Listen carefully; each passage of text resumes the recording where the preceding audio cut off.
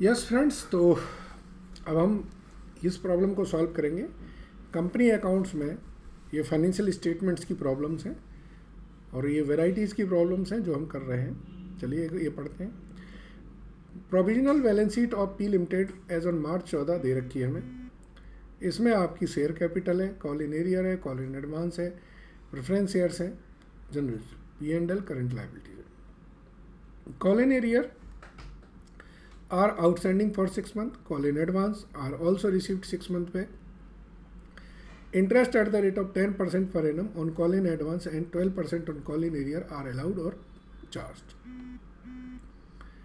The board of directors have recommended that dividend for the year 2013-14 be allowed at the rate of 20% on equity shares. Money on call in advance be refunded and partly paid equity shares be converted as fully paid up by declaring bonus dividend to shareholder. The preference shares which are redeemable at a premium any time after March 14 may be redeemed by issue of 10% debentures. So general entry to give effect the above proposal including payment and receipt of cash and redraft the statement of P&L and balance sheet. ठीक है, okay. तो अब हमें P and L को थोड़ा सा restructure करना है और बैलेंस शीट भी करनी है। सो करते हैं इसको। सबसे पहले तो जनरल एंट्रीज पास करनी है, तो जनरल एंट्रीज पास करेंगे।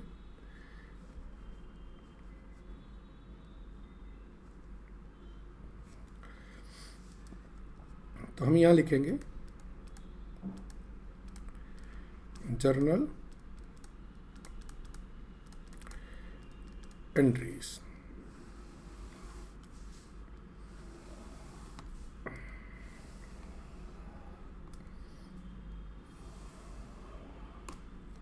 ठीक है, देखिए हमारा कॉलन एरियर है 20,000 रुपये का, उस पर हम चार्ज करेंगे। तो पहली एंट्री होगी interest on call in arrear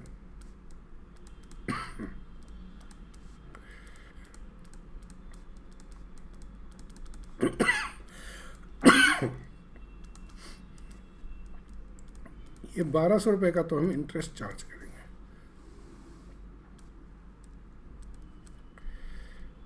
call in advance पे इंटरेस्ट हम देंगे, तो P and L account debit to interest on call in advance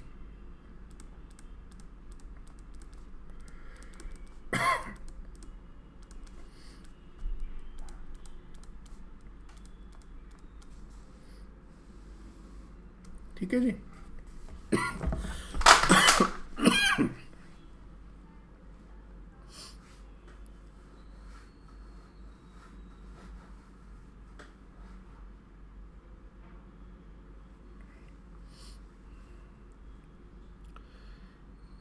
अच्छा सॉरी, कॉल इन एडवांस हमारा 1,20,000 है।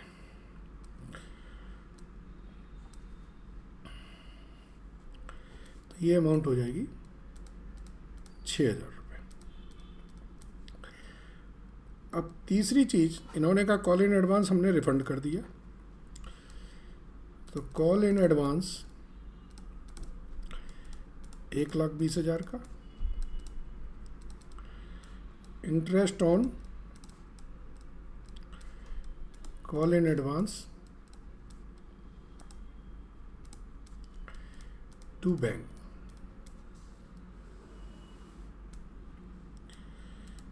इन्होंने कहा कॉल इन एरियर हमने रिसीव कर लिए, bank account debit to call in arrear to interest on call in arrear.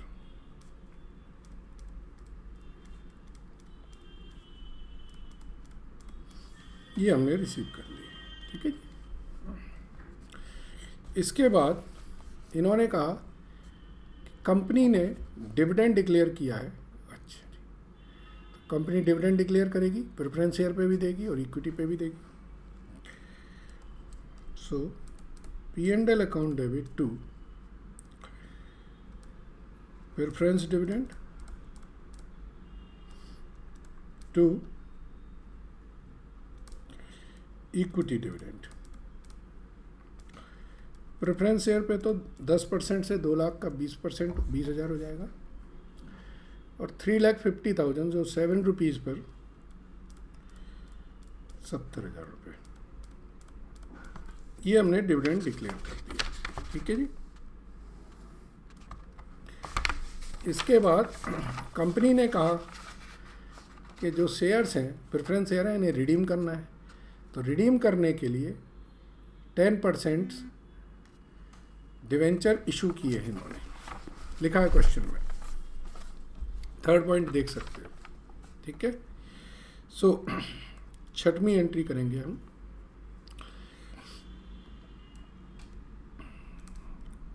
Preference share capital account debit 2 lakh से, premium on redemption 10% से 20,000 टू प्रेफरेंस शेयर होल्डर, मुझे 2,20,000 देना है। तो डिवेंचर भी मैं कितने के इशू करूंगा? 2,20,000 के।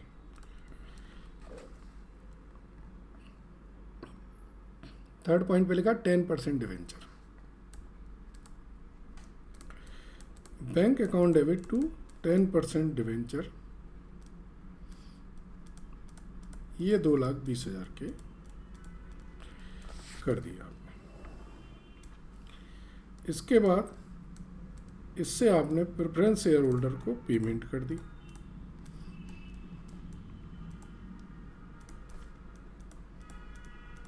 ठीक है। अब आपको कैपिटल रिडेम्पशन रिजर्व बनाना है। तो कैपिटल रिडेम्पशन रिजर्व बनेगा face value of the preference share redeem, तो वो हम बना देंगे जनरल रिजर्व से। जनरल रिजर्व से to capital redemption reserve face value of preference share capital redeemed, ये हमने 2 लाख रुपए का कैपिटल रिडेम्पशन रिजर्व बना दिया। ठीक है जी। ओके। और ये जो प्रीमियम था जो हमने दिया था, ये आप P&L में ट्रांसफ़र कर दें, या सिक्योरिटी प्रीमियम अगर आपके पास हो तो उसमें भी दे सकते हैं।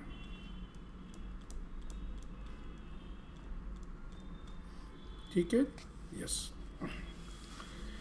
सो now these entry we have completed.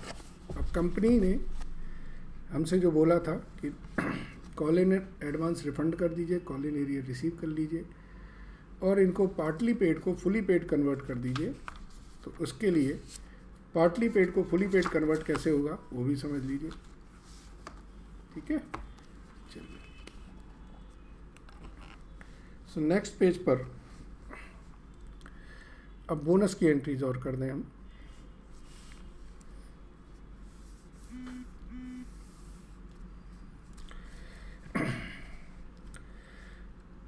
Bonus जो कंपनी ने डिक्लेयर किया है वो किया है 50,000 शेयर पे at the rate of 3 rupees पर शेयर, यानी कि 1.5 लाख रुपए, जो अनकॉल्ड कैपिटल थी उसके लिए।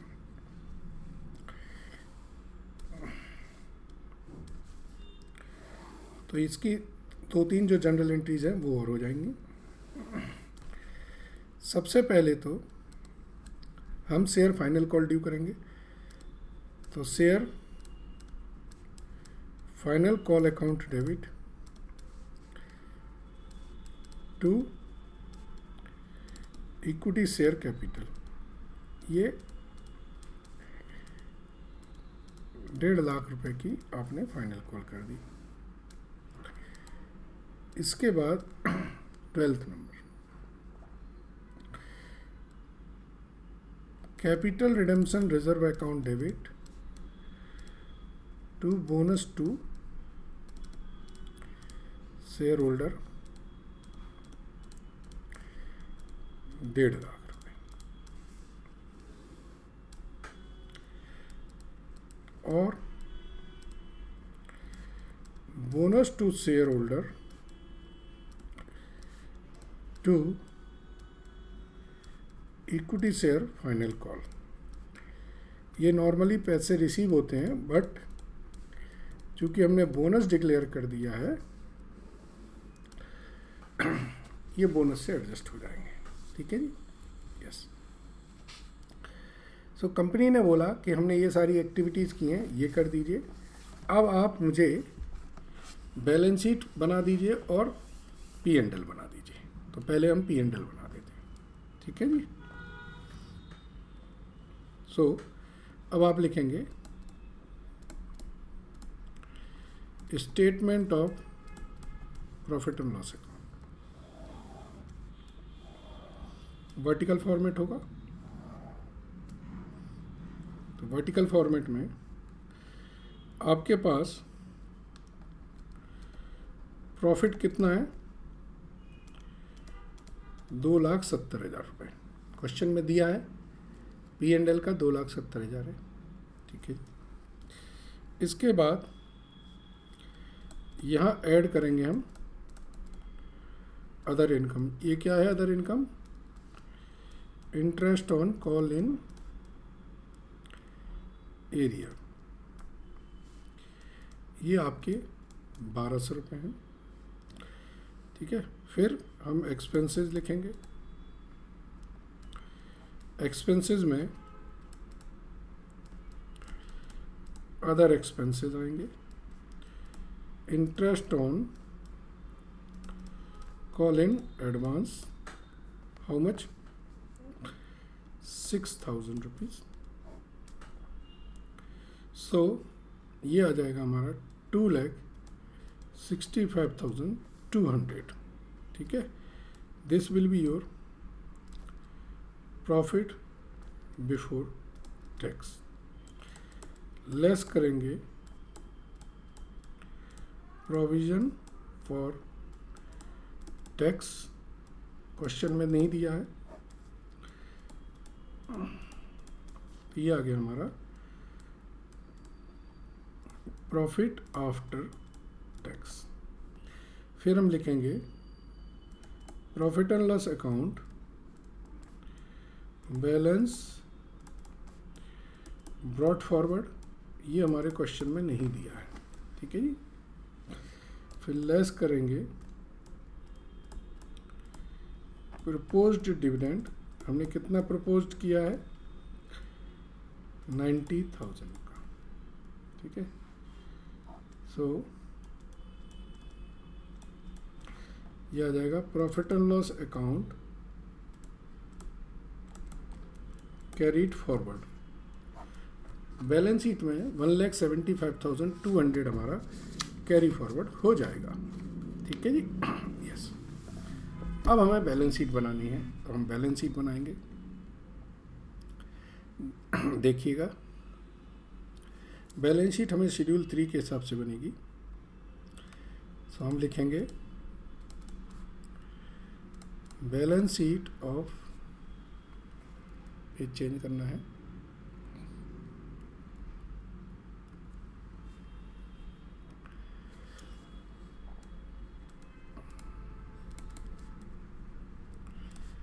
Balance sheet of P limited as on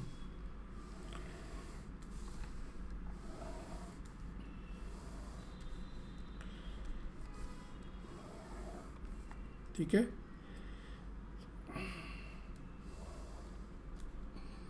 चलिए, सबसे ऊपर लिखते हैं हम लोग इक्विटीज एंड लायबिलिटीज। इसमें नंबर 1 पे आएगा शेयर होल्डर फंड। इसमें ए है हमारा share capital, B reserve and surplus. ये नोट 1 नोट 2 आ गया। ठीक है।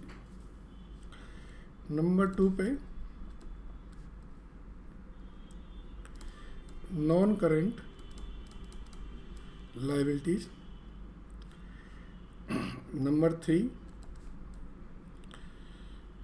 Current liabilities.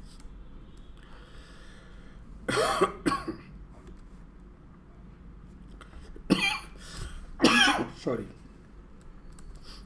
इसमें आएगा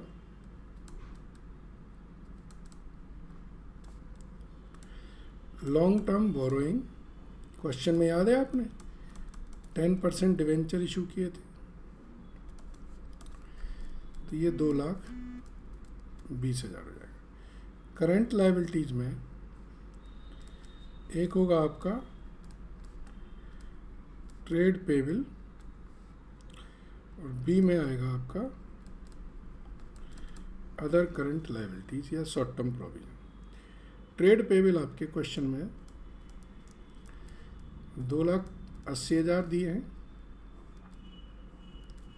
शॉर्ट टर्म प्रोविजन आपके 90,000 आ जाएंगे। ठीक है जी। अब आ जाता है एसेट्स। एसेट्स में एक है आपका नॉन करंट एसेट्स और दूसरा है आपका current assets. Non current assets में आएगा एक आपका फिक्स एसेट्स। इसमें तो कुछ हमें नोट बनाने की ज़रूरत है नहीं। इसमें आएगा ए कैश एंड बैंक बैलेंस, इसका नोट नंबर 3 हो जाएगा। और बी अदर करंट एसेट्स, ये क्वेश्चन में पहले से दे रखे हैं 6 लाख रुपए की। ठीक है जी। अब ये दोनों टैली करेंगे। नोट नंबर 1, नोट नंबर 1 हो गया आपका शेयर कैपिटल का 50,000 इक्विटी शेयर्स 10 ईच,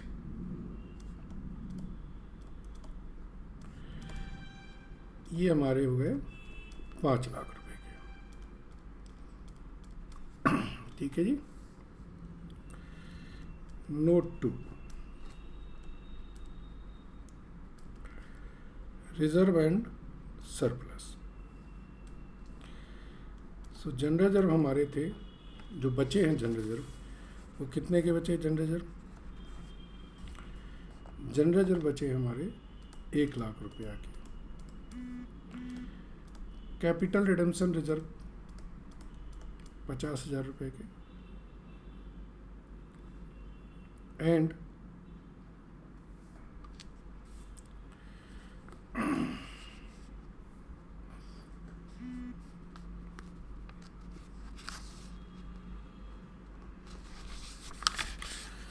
जो आपका प्रॉफिट एंड लॉस अकाउंट का बैलेंस है दैट इज 1,75,200।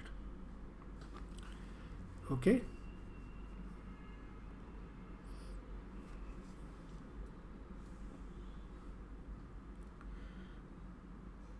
नहीं, 1,55,200।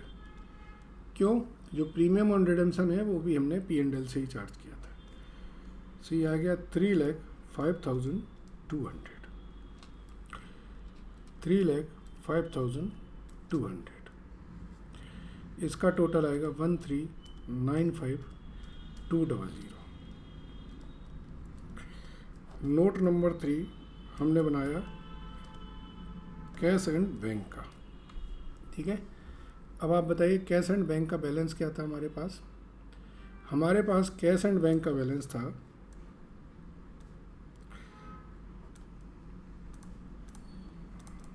हमारे पास था 2 लाख रुपए। ठीक है जी। इसमें हमें कॉल इन एरियर हमारे पास आया 21,200। कॉल इन एडवांस हमने पे किया 1,26,000। 10% डिवेंचर से पैसा आया 2,20,000 और रिडेम्पशन ऑफ प्रेफरेंस शेयर को दिया हमने 2,20,000। ठीक है, सो ये हमारा 95,200 बचा और इसका टोटल आया 30,95,200। तो आपने देखा ये क्वेश्चन हमें जो आया था, इसमें ये एडजस्टमेंट करके हमें बैलेंस शीट रीड्राफ्ट करनी थी। और ये क्वेश्चन ऐसे एग्ज़ाम में बहुत आते हैं, इनको आप ज़रूर प्रैक्टिस करें। ठीक है, आई होप सारे पॉइंट्स आपको क्लियर हैं। Thank you.